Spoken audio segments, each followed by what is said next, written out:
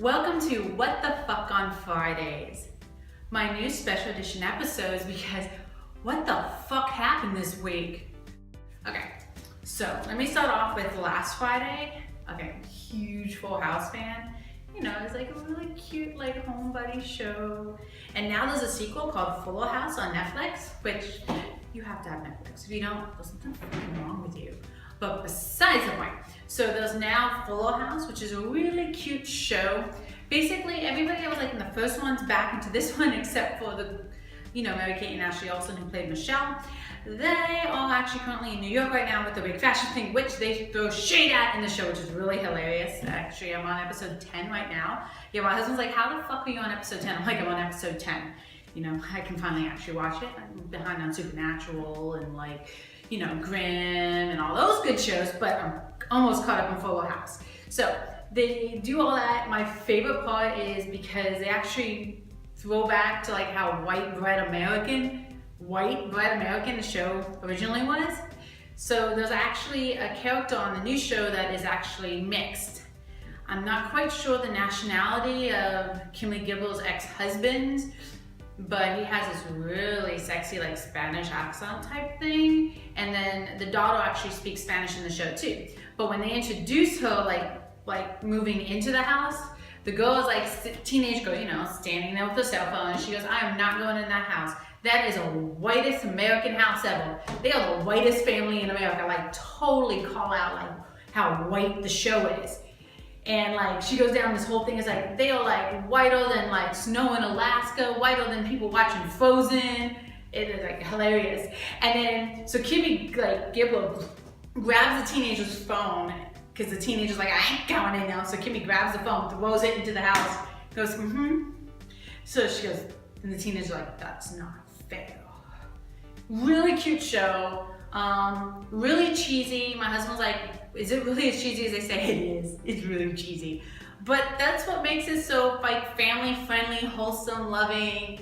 I love this show. Can't wait for season 2. They just announced season 2 because season 1 did good, so there's gonna be a season 2. Then the next thing up was like the Oscars was this weekend, which everybody knows Leonardo DiCaprio finally won his Oscar.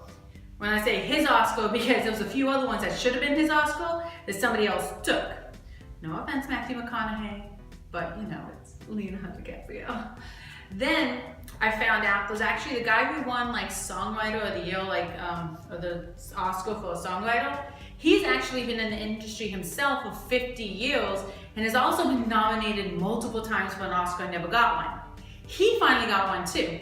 I found out because somebody made a meme online and you'd think they were talking about Leonardo DiCaprio and then they throw that twist in the end. And I'm so grateful for my Facebook friends that they actually share that inside knowledge that I would not have known otherwise because the media doesn't, put out things. But the media has no problem covering Donald Trump and his Super Tuesday wins. And the fact that Google, the #1 hit trending on Super Tuesday night when Donald won all those states was how to move to Canada.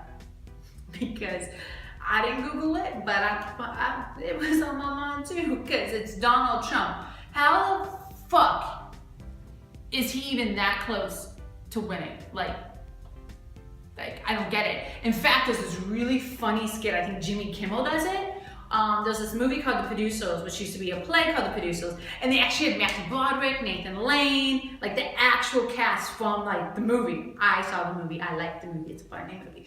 But, so The Producers is all about these people that put on plays and they've lost so much money trying to get this play to do well that the had this bright idea, like, wait a minute here, why don't we put on a really bad play, have all these people donate money telling them it's going to be a good play, pocket all that money, and when the play fails, we just keep all that money and then we don't have to put on the play no more. Hilarious movie. So basically what I think it was Jimmy Kimmel or Jimmy Fallon. A lot of Jimmys in this industry. Anyways, so basically, they use The Producers, almost like the same set and everything, basically, and they're like, hey, I have an idea.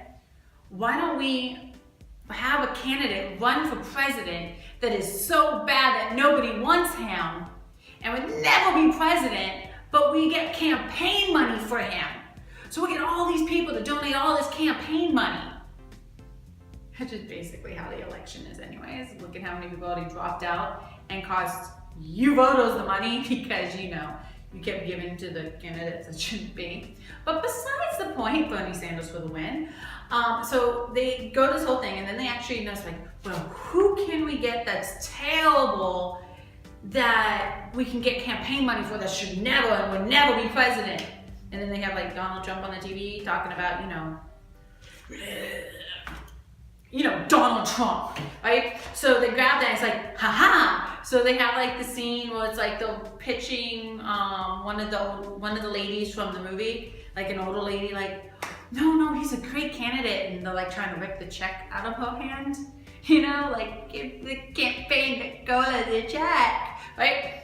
So they have that scene, and then all of a sudden they have Donald Trump doing really well. And they're sitting there with the shoe sign. No, it is Jimmy Kimmel. Because Jimmy Kimmel's like one of the people shining the shoes, right? So they're sitting there on the thing and they're like, oh my God, how is he doing so good? How is he up in the polls, right? So they're talking about that shit. And he goes, well, did we have him tell people that he's gonna build a fence between here and Mexico? And like Jimmy Kimmel's like, yeah, we did. And then like, they go, well, do we have him say that we're gonna make Mexico pay for it?